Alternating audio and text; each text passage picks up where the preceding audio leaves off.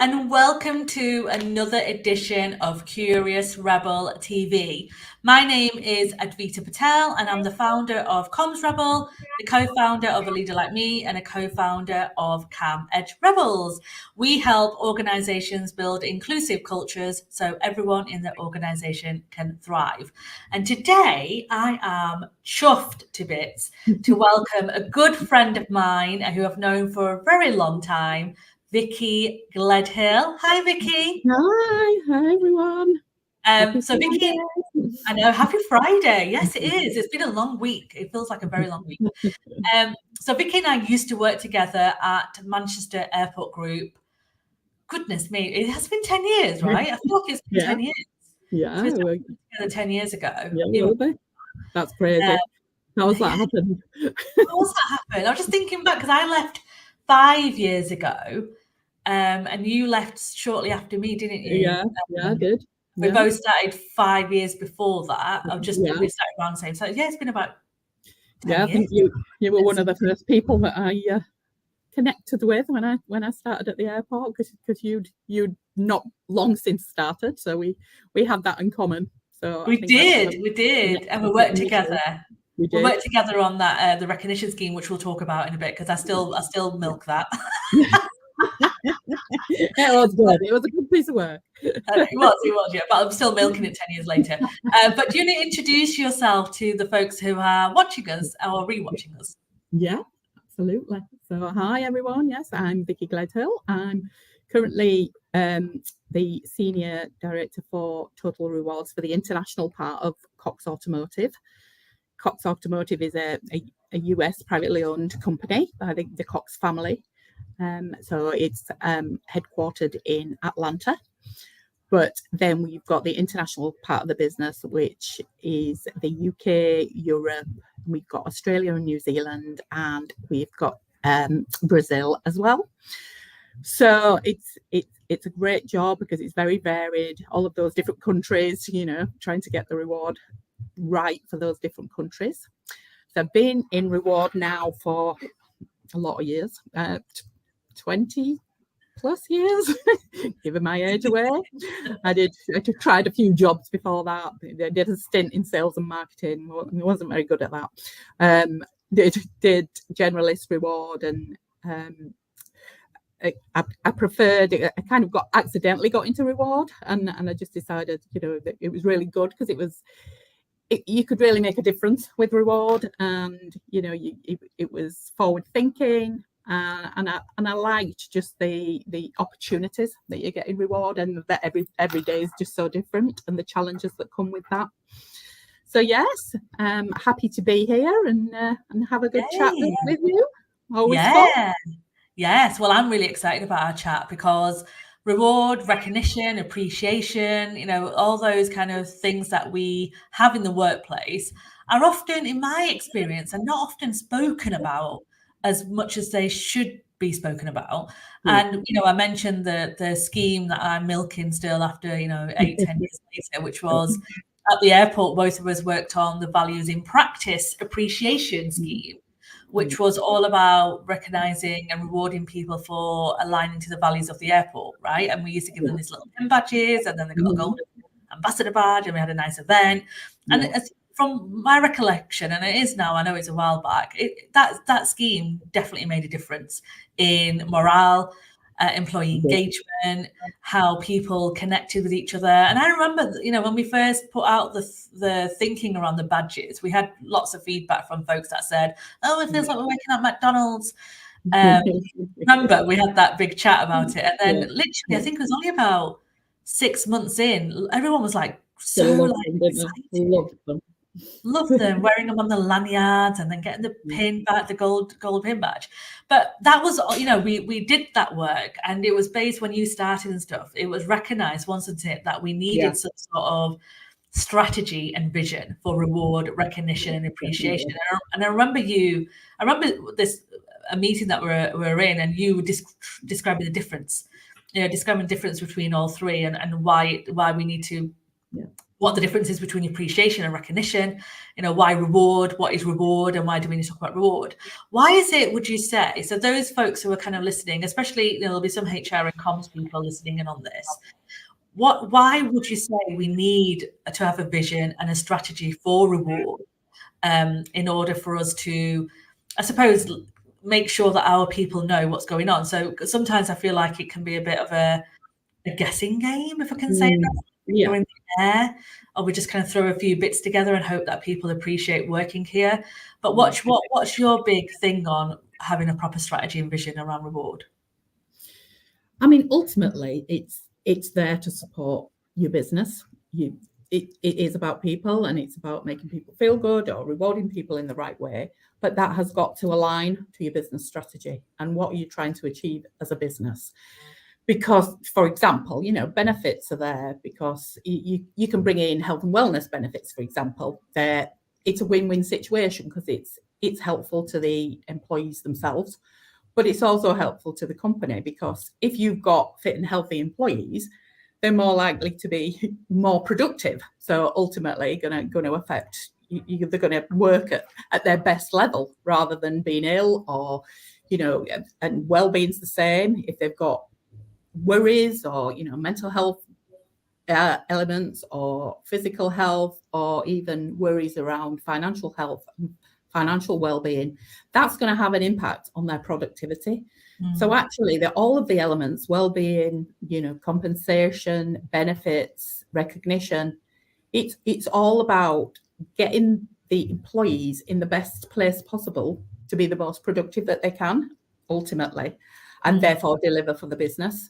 So it's vitally important. And I've really seen a shift since COVID, actually, since the pandemic, and how people's views around their kind of reward package has changed.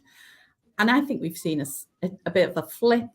Companies used to have the power at one time. We've seen that flip, and employees have the power now, and they're dictating what they want and what they need. And it's I've never seen reward be so, out there than it is at the moment. In the past, years ago, jobs used to be few and far between. Reward used to be tagged onto the end of somebody else's job, and now it's all over the place because that it is ultimately your EVP. It's a huge part of your EVP anyway.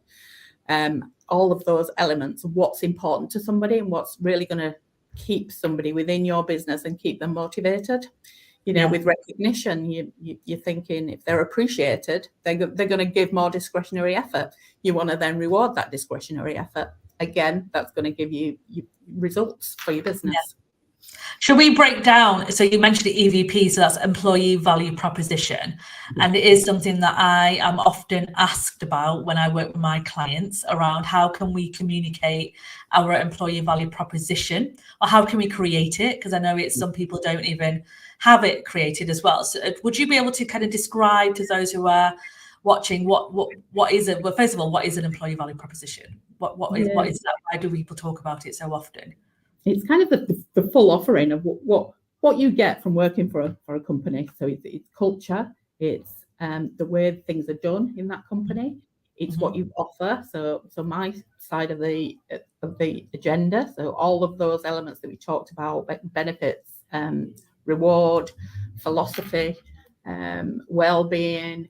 It's everything that when you start with a company, what's the feel about that company? And what are you getting back for working for that company? And we've kind of brought that all together and done a lot of work.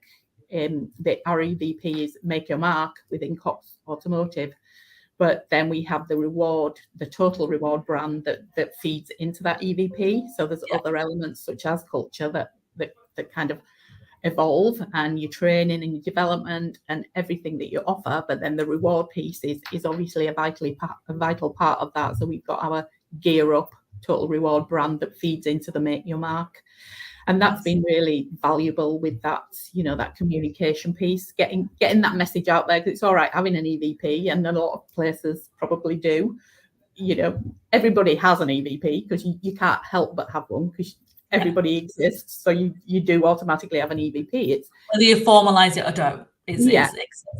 And is that how you want it, how you want to be perceived, or is there changes you want to make in that?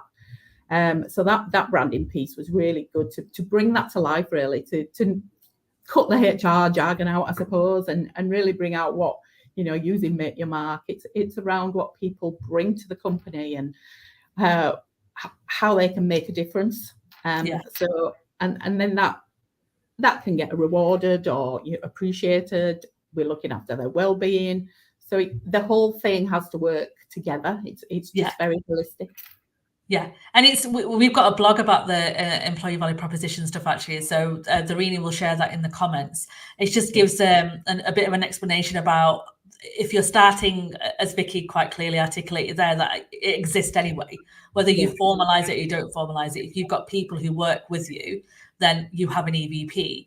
And how to manage that is on you, right? And I always look at the employee value proposition about the things that are not formally contracted, ultimately. So the environment that you're in, what are the promises that we're making you as an organization in order for you to give your skills and ambitions to us, right? So this is what we're giving you as part of our promise to you outside of the contract, the normal contract that you might have. So I often get involved around the employee value proposition, around, as you quite said, about the messaging and about how do we communicate what we are offering our colleagues, and what does that feel like and look like, and how do people belong in this space? And it could be, and you can break it down to various different themes, as you said, Vikki, where, depending on your culture of the organisation and what it is that you're trying to do. So it's about attracting the right talent, to telling talent that you might want to be in your organisation, this is what we can offer you outside of your contract, and also retaining the talent, right? So this is why you have chosen to work with us, and this is what our promise to you. When you do give yourself to us as a person and your skills. And with reward, it has to be meaningful for that population as well. So that's true. Yeah. You don't want to sell something. Yeah, you don't want to sell something and then they start and it doesn't feel like that. But more so than ever, we've got like 5 generations of ages in the workforce for the first time at the moment, and how do you make that meaningful for all of those different age groups? How do you have one strategy that hits all of those and hits all of those different life milestones? You might be having a baby, or you want a sabbatical, or you want some health plans, you're looking for retirement planning, or you want a mortgage. How do you kind of hit all of those milestones, and how do you market that? So essentially you want to work with your internal comms team and market your reward brand as part of that EVP. It's vitally important. We work so closely with our internal comms, because there's no way you can do that without, you can have the best benefits in the world, but unless people know about them, and that is the hard bit, it's getting out there and hitting the different populations. Some are operational, some are at the desk. So how do you do that? And working with your comms team is just vital to do that. Yeah. Well, the comms team can help you personalize some of those messaging as well. Like you said, we've got 5 well, I would hope they can anyway, but there are 5 generations that are working in a workplace now, and everyone, and even in the comms side, Vikki, as well, there's a lot of talk around personalization. So when Priya and I wrote our book, one of the chapters in there is about personalization, because that is about a culture of inclusion. Broadcasting or broad brushing a messaging and hoping that everybody understands what you're trying to say is not going to cut it anymore. And we do have to be quite mindful about who are our demographics. So understanding who the people are that working at the organization is step 1. Because you say as reward, you don't know what you don't know. So how do you know what type of rewards do you need to bring into the workplace if you don't know the demographic of your organization? Exactly. As you said, people might be looking at mortgages, some people might be looking at retirement plans, some people might be looking at sabbaticals. You need to know the range of people that work there for you to be able to create the right offering for them. Absolutely. So you're not just taking a bit of a guesswork, right? It's because you saw it at an event or you saw someone talk about it quite passionately.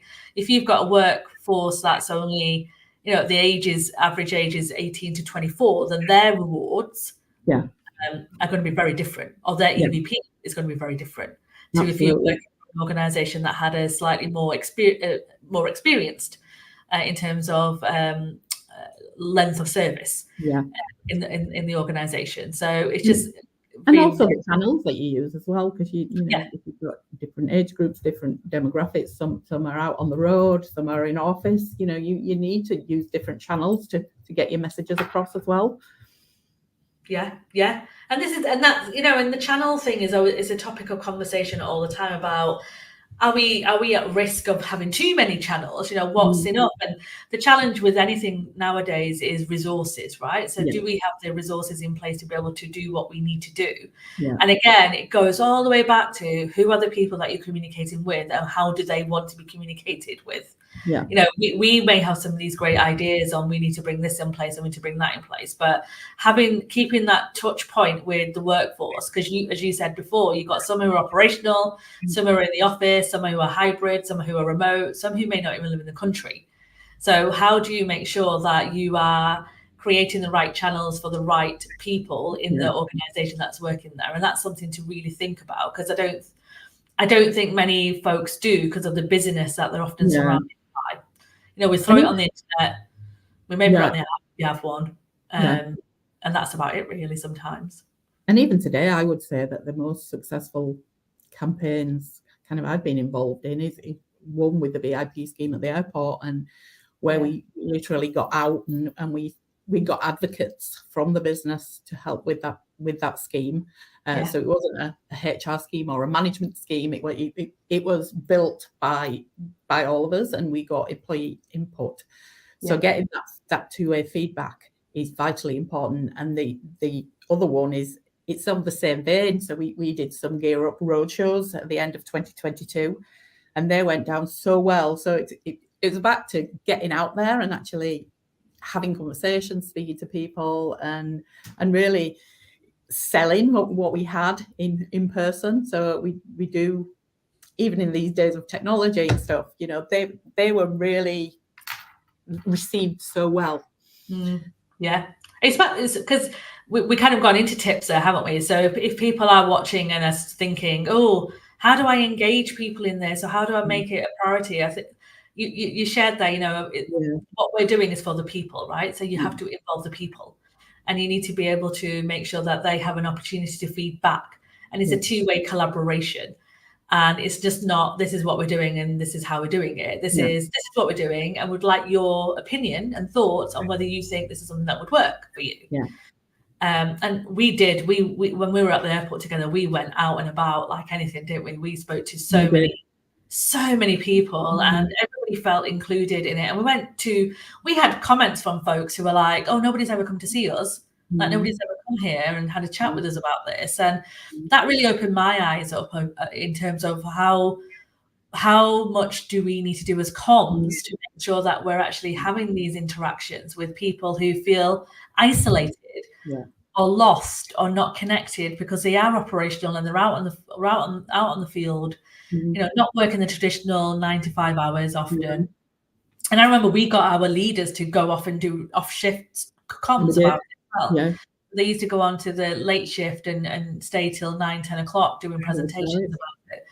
And we got the buy-in because we were able to demonstrate the impact of. And also, I think you build your trust as well that way, because you're then giving them a voice, because when we did that piece, and again when we did it with Gear Up at Cox, you're getting feedback on a whole host of things, and sometimes it's very simple things that can be fixed.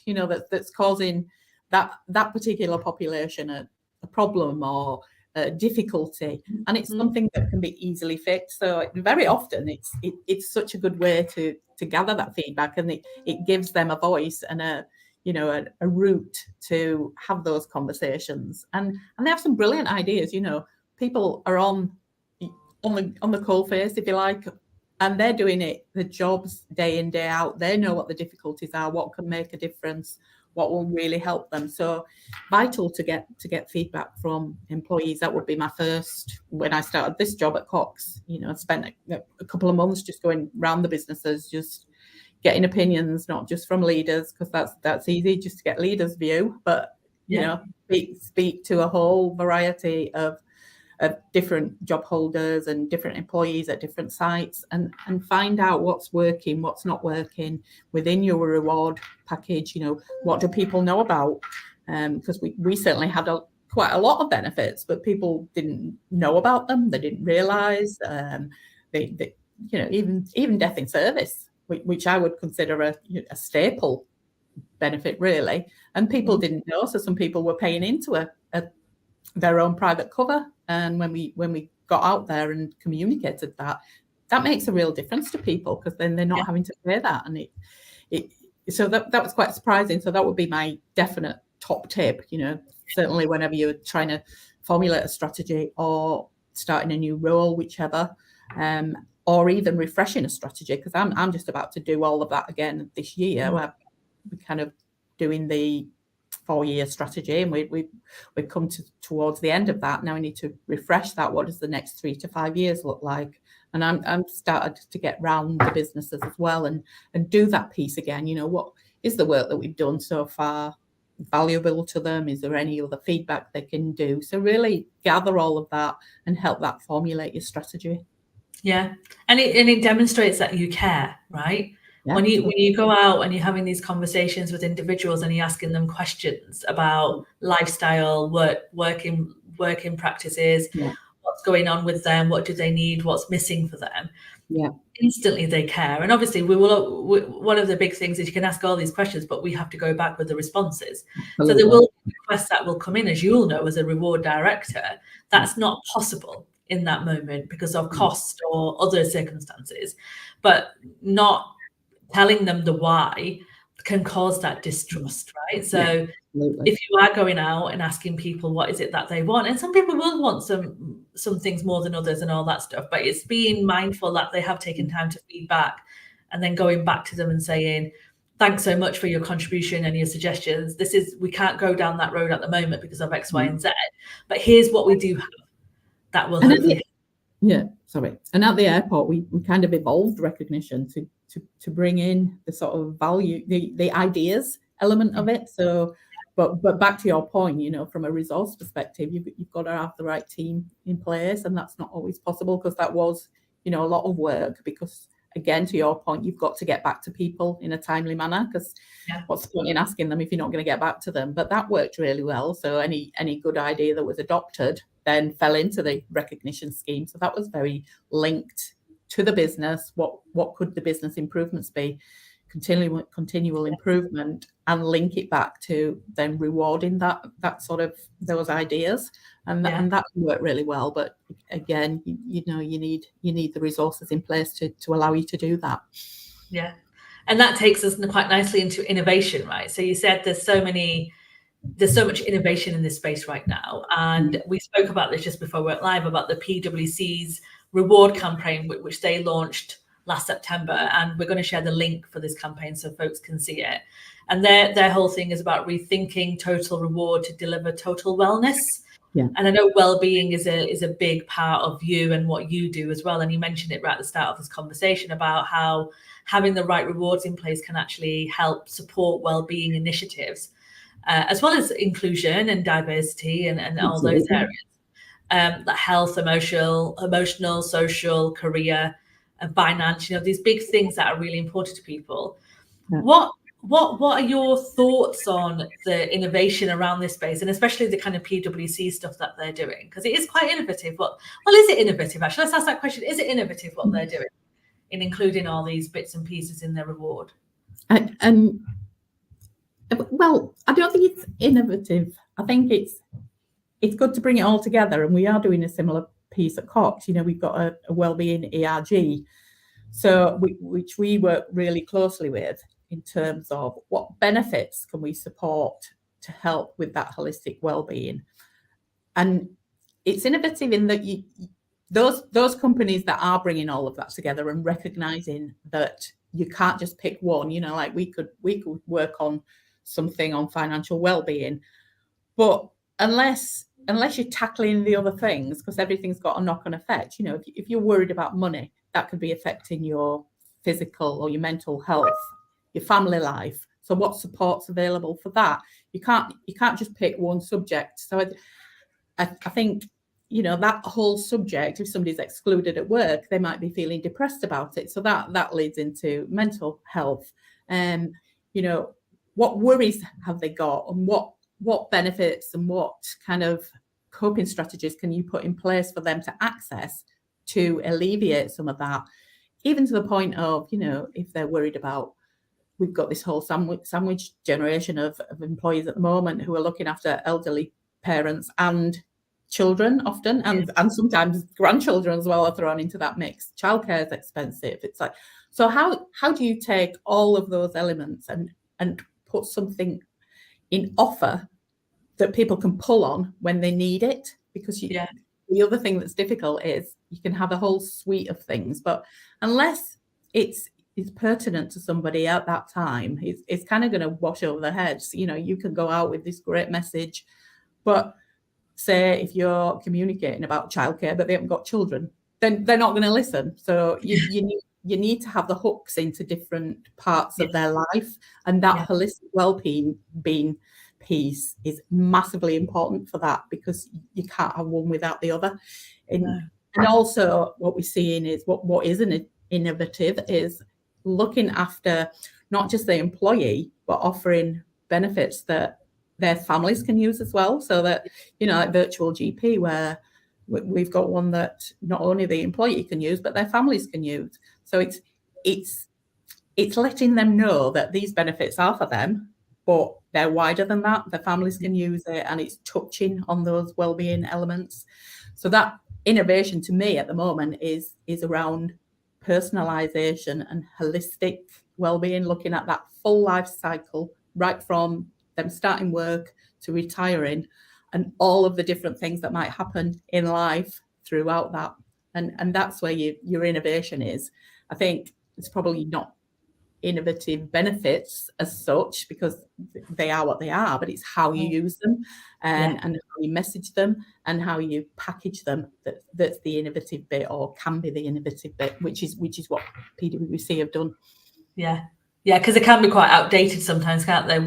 Not like you said, the benefits are the benefits, but the lifestyle that people are now currently experiencing, as you quite clearly said about, you know, that sandwich layer where you're looking after your elderly parents, you're looking after children, you may be looking after grandchildren, you may have additional responsibility for step parents. You know, we've got blended families these days as well, which is very different to what may have been 50, 60 years ago. When I do think there's some organisations that probably haven't caught up as quickly.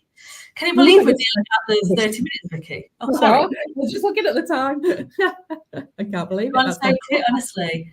So I need to ask you the question from the previous guest, and they said, if you could go back in time and change something, what would it be and why? Big question. That's a good question. I think what springs to mind is I'd be more of a salesperson, and I say this because years ago I kind of pitched the idea of a holistic well-being before it was even talked about. And obviously that didn't land because I didn't sell it in properly, or it was kind of too early for the time. But if I'd have sold that in better and been more of a salesperson, I think we would have been cutting edge in that role and bringing that in at that time. And now everybody's kind of doing it, but we would have been one of the first to have done that. So I think be a bit more salesy. I like that.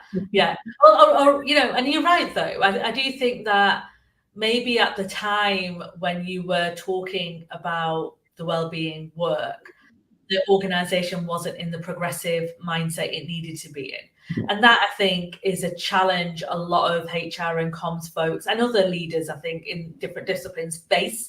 When you are forward thinking and you are trying to bring in new initiatives, your leadership team need to be accepting of that, right? And we often talk about we're an innovative and really progressive organisation and we do some incredible things. And when you really dig into that, they're not.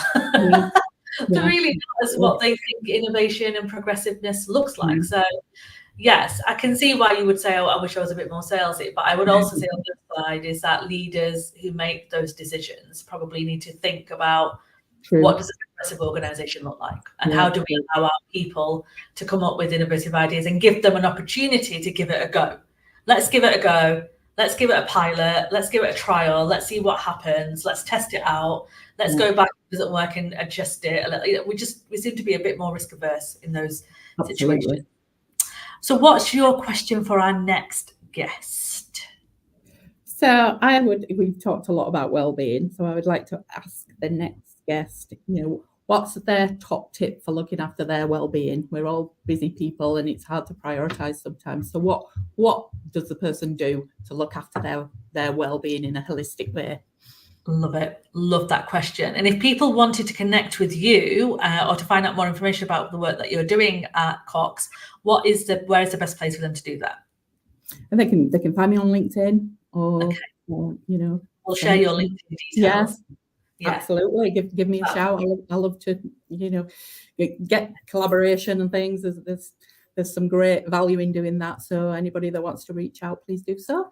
Yeah, and Vikki came along to my Inner Rebel event last year and spoke and did a workshop for us, which was very well received. And she is the Queen of Reward. I am giving you that. Wow, Queen of Reward. There isn't anything about reward that you do not know. So if you are interested in learning more from Vikki or understanding how comms and HR and reward can work better together, because I know you are an advocate for internal comms, which is why we connected and which is why you're my friend. So it all helps. So please do get in touch with her and we will share Vikki's LinkedIn details in the comments as well. Thank you so much for those of you who watched live. Thank you, Vikki, for your time and energy. We are taking a break next week because I am away. But we will be back the week after and we'll share those details with you then. If you want any support from Comms Rebel around building cultures of inclusion, please do visit our website, commsrebel.com, or you can just drop me a DM and we can have a chat as well. Thank you for your time again, Vikki. Look forward to seeing you soon. And we'll see everybody else hopefully in the week after next. Yeah.